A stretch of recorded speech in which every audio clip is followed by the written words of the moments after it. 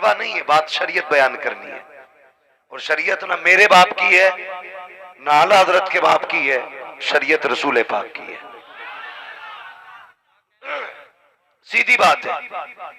अगर किसी मजार पे ढोलक बजती है तो ख्याल आता या तो मजार वाला गलत था या ये बाद वाले गलत है। क्यों? उसकी भी वजह सुन ले, नाराज ना होना, नाराज ना होना। अगर आप ये कहें हमारे हजरत ढोलक बजाते थे तो फिर मजार वाला ही गलत था, और अगर कहो नहीं जी हम बजवाते हैं तो फिर आप गलत हैं। इसलिए कि किसी भी मजार पे आप जाइए, चाहे मुजाहिद मिल्लत की चौखट हो, चाहे हाफिज मिल्लत की चौखट हो, चाहे ताजुश्शरिया की चौखट हो, चाहे मुफ्ती आजम की चौखट हो, चाहे आला हजरत की चौखट हो, सारे वलियों को आप खंगालिए और पूछिए आप जो वली बने हैं वो कैसे बने? क्या ढोल गले में लटका के विलायत मिली? तमाशों में बैठ के विलायत मिली? आप इनकी पूरी तारीख पर डालिए, दुनिया यही बताएगी हमने इन्हें या तो कुरान पढ़ते देखा था या हमने नमाज पढ़ते देखा था। दो ही बातें मिलेंगी। कोई कहेगा या तो कुरान पढ़ते देखा या नमाज पढ़ते देखा। वली ढोलक से नहीं बना करते, वली या तो सजदों से बना करते हैं या कुरान की तिलावत से बना करते हैं। ये गलत रस्म अहले सुन्नत में राइज की गई। ढोलक बजा करके वलियों को राजी नहीं किया जाता, बल्कि उन्हें चिढ़ाया जाता है और उन्हें बताया जाता है जिस ढोलक से तुम बजते रहे हम वो बजा के दिखाएंगे, जिस तमाशे से तुम रोकते रहे हम करके दिखाएंगे। तुमने जिंदगी भर जिन औरतों को पर्दे में रहने का हुक्म दिया उन्हें मजार पे ला करके नचा के दिखाएंगे। मसीहत कहती है नादान धोखे में गए, तू कुछ नहीं बिगाड़ सकता है, जितना नाचेगा अपना बिगाड़ेगा। कब्र में आ जा तब पता चलेगा यहाँ ढोलक का राज नहीं चलता, अगर यहाँ चलता है तो मदीने वाले की सुन्नत का राज चला करता है।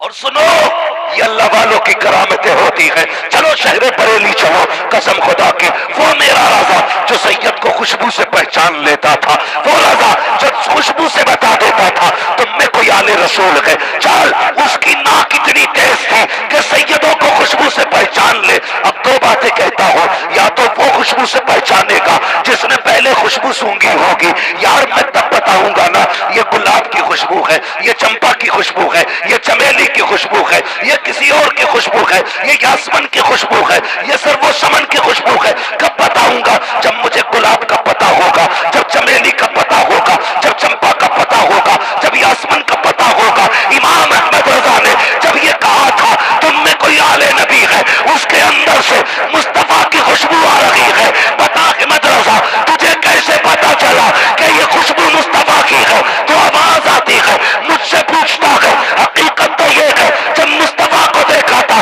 तब ये खुशबू महसूस की थी और मैंने तभी कह दिया था, मैंने तभी कहा था उनकी महक ने दिल के गुंजे खिला दिए हैं, जिस राह चल दिए गए पूछे बसा दिए। हाँ बुरा ना मानना, बात कड़वी करने लगा हूं लेकिन सच्ची है। यही वजह है ना कुछ मौलवियों को हजम होता हूं ना कुछ पीरों को, और इसकी परवाह भी नहीं करता सब अच्छा कहें। अल्लाह मुझे ऐसा सुले कुल्ली ना बनाए जिसे सब अच्छे कहे। हाँ जिसे सब अच्छा कहे वो सुले कुल्ली होता है, वरना दुश्मन तो नबी के भी थे, दुश्मन तो अली के भी थे, दुश्मन तो हसनैन करीमैन के भी थे। परवाह नहीं है, कोई कुछ भी कहे, धमकी दे, गोली मार, जितना बड़ा तू मारने वाला है तुझसे बचा बड़ा मेरे बचाने वाला मेरा रब है। मसला कोई नहीं। तो जिन खानकाहों पे जो रंग रहते थे वो दिखाई देते थे। आप जाइए बरेली शरीफ गए ना, हाजरी हुई आला हज़रत के मज़ार शरीफ पे हुई है ना हाजरी? निकलने के बाद घंटों तक बदन से आला हजरत के मजार की खुशबू नहीं जाती है, अलग ही खुशबू है। हमने ये तमाशे बना दिए, खेल तमाशे, और उसमें जो बदतमीजियां होती है मेरी कौम, मैं सिर्फ समझाने आया हूं, गोली चला के मनवाने नहीं, सिर्फ समझाने आया हूं। हालात क्या है मेरे मुल्क के, ये सब देख रहे हैं। बेटियां मुर्तद हो रही हैं, जो बची हैं वो बाप की दहलीज पे रो रही हैं। हाथ पीले करने के लिए बाप के पास पैसा नहीं है, लेकिन मिंबर बना करके उस पे जब एक तरफ नाचने वाला और नाचने वाली होती है, मेरी कौम का जवान गड्डियां लेके उठता है और पानी की तरह पैसे को बहाया करता है। मेरी कौम के जवान जरा दिल पे हाथ रख के बता, ये पैसा कितनी मेहनत से कमाया जाता है। कभी मुंबई गए हो इस पैसे को कमाने के लिए, कभी दिल्ली गए हो पैसा कमाने के लिए, कभी सऊदिया गए हो पैसा कमाने के लिए, कभी दुबई और कुवैत गए हो पैसा कमाने के लिए, तब जाकर के ये पैसा हासिल हुआ है। शरीयत की नजर में तेरे पैसे की अहमियत क्या है? मुस्तफा फरमाते हैं, अगर मोमिन की हलाल कमाई का पैसा, मेहनत का कमाया हुआ पैसा अगर कब्र में गिर जाए, तख्ते लगा दिए जाए, पूछो इन उलमा से, बाप ने चेहरा नहीं देखा है तो उसके लिए तख्ता नहीं हटाया जाएगा, माँ ने बेटे को नहीं देखा तख्ता नहीं हटाया जाएगा, भाई ने बहन को नहीं देखा तख्ता नहीं हटाया जाएगा। और तो और अगर बेटे ने बाप को नहीं देखा, कब्र का तख्ता नहीं हटेगा, बाप ने बेटे को नहीं देखा तख्ता नहीं हटेगा। लेकिन मुस्तफा फरमाते हैं, तेरी कमाई का 1 रुपया अगर कब्र में लग जाए और फिर तख्ते लगा दिए जाए तो तख्ते हटा करके तेरा रुपया निकाला जाएगा। इसलिए कि तेरे रुपये की बड़ी अहमियत है। तूने इस पैसे को जाके नचनियों पे लौटाया, तमाशाइयों पे लौटाया, गुंडों पे लौटाया, क्या कि अच्छा होता इस पैसे को लेता किसी यतीम बेवा के दरवाजे पे जाता, जिसकी बेटी बैठी थी, पैसे नहीं थे जगह इसके लिए, वो पैसा जा करके उस बेवा की गोद में डाल देता। कसम खुदा की, इधर गरीब का घर खुशहाली में बदल जाता। अल्लाह तेरी कब्र को मुस्तफा के नूर से मामूर फरमा दे।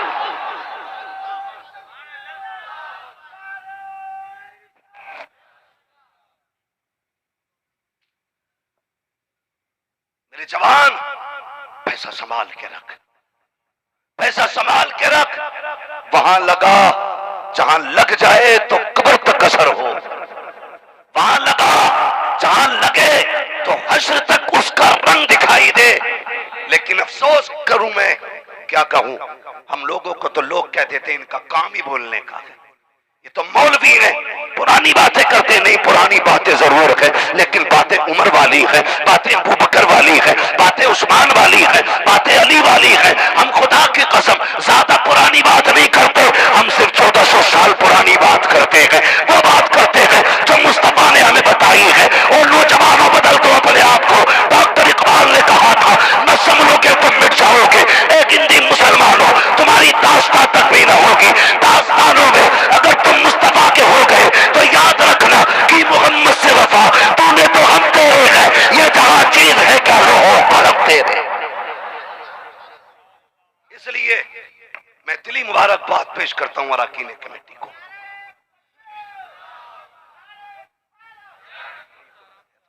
तवज्जो है सारे लोगों की। मेरे भाई बदलो, अल्लाह वालों से प्यार करो। ये मोहब्बतें हैं अल्लाह वालों की, ये निस्बतें हैं अल्लाह वालों की। सारे वलियों से प्यार करने वाले हैं ना? हाथ उठा दे कितने वली वाले हैं। खुदा का शुक्र है जितने बरेली वाले हैं सारे ही वलियों को मानने वाले हैं। और हमसे चिढ़ना तो गलत है, बरेलवी ही को यह जिगर हासिल है कि वो हर सिलसिले के बुजुर्ग को मानता है। हमारे तो हर किसी को हजम भी नहीं होते। हाँ, हमारों के तो जनाजे कलेजे फाड़ देते हैं। हम बरेली वाले हैं, खुदा की कसम। वारिस भी हमारे हैं, शाबिर भी हमारे हैं, मखदूम सिमना भी हमारे हैं, मखदूम मागिमी भी हमारे हैं, मखदूम कलियरी भी हमारे हैं। गलत न समझिएगा, हम बरेली वाले हैं। जितने भी वली हैं सारे ही हमारे। मैं इसलिए कहता हूं, देखिए, मोहताज होके मर जाना, गरीब होके मर जाना, लेकिन वहाबी होके न मरना। अगर मरना है तो बरेलवी होकर ही मरना है, बरेलवी होकर के मरना है। बरेलवी क्या है? ये एक निस्बत है, मसलक नहीं है, नया निस्बत है। और ये निस्बत क्यों इतनी आम हुई? सारे ही सुन्नी कहते हैं ना अपने आप को, वहाबी भी अपने आप को अहले सुन्नत कहते हैं, अहले हदीस भी अहले सुन्नत कहते हैं। अब जब सारे अहले सुन्नत कहते हैं तो ये कैसे पता चलेगा अहले हक कौन है? अहले हक कौन है? सच्चे सुन्नी कौन है? तो हमारे बुजुर्गों ने कहा कि उसके नाम के साथ मसलक आला हजरत जोड़ दो। जब मसलक आला हजरत जुड़ जाएगा, अहले हदीस भी हट जाएगा, वाबी भी, देवबंदी भी, चुप्पाई भी, चकड़ालवी, बाबाई, मतलब सही अकीदा उन्हीं का होगा जो बरेली के अहमद रजा वाले हो। ये इतनी सी तो बात है ना, पूरी तकरीर करने की क्या जरूरत है लंबी चौड़ी? हमारी पहचान इस दौर में इमाम अहमद रजा खान है। इमाम अहमद रजा खान है वो। एक को बकवास करते थे, नया छछूंदर मौलवी निकला है, हाँ नया छछूंदर आया, बदबू फैल रही है, होशियार रहना, शैतान कई भेष बदल के आता है। लेकिन याद रखिए हम बरेली वाले हैं, हमको तो हर लिबास में आते हो तुम नजर, धोखा वो खाए जो तुम्हें पहचानता ना हो। अब माइक रंग ना बदले यार, अपने पीर और मौलवी बदल रहे, ठीक है, माइक जरा ठीक रख। हाँ तो ये हालात हैं हमारी कौम के। उम्मीद करूं इंशाअल्लाह बचेंगे शैतानी फितनों से। बोलो इंशाअल्लाह, जोर से बोलो इंशाअल्लाह। बचेंगे इस तमाशों से। और देख तो सही, वो देख सही, अल्लाह वालों की आप जिंदगी देखिए। तारीख में बहुत बड़ा नाम है बाबा फरीद गंजे शकर रहमतुल्लाह तआला। सुना है ना? क्या नाम है? बाबा फरीद गंजे शकर। और बैत का भी मसला बड़ा अजीब है। पहले कहीं भी हाथ दे देते, फिर उसके बाद 8 दिन बाद पीर बदल लेते, फिर पीर बदल लेते। बुजुर्गों ने फरमाया यकदरगीर मोहकमगीर, एक पकड़ मजबूती से पकड़।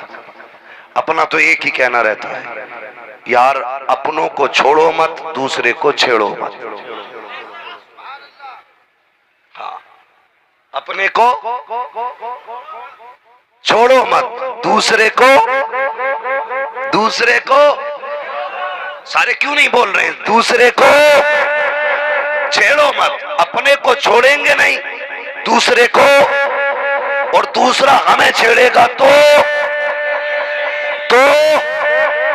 छोड़ेंगे नहीं।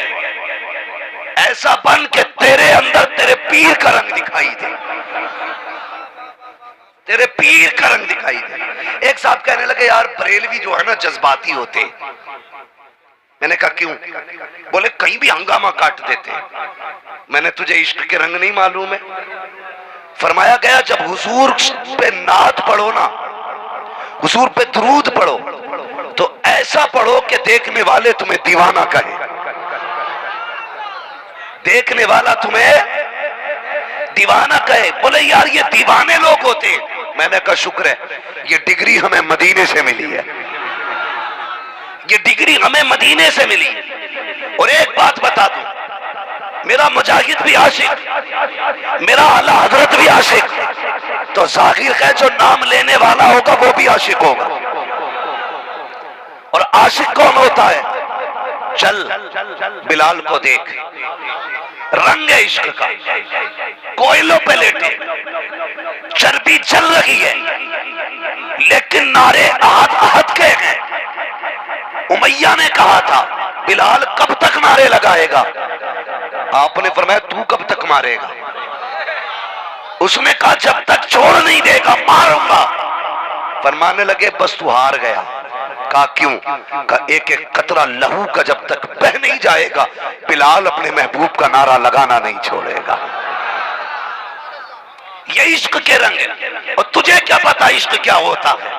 आला हजरत ने यूं ही नहीं कहा, फरमाते हैं इश्क तेरे सदके चलने से छुटे सस्ते, जो आग आग बुझा देगी वो आग लगाई।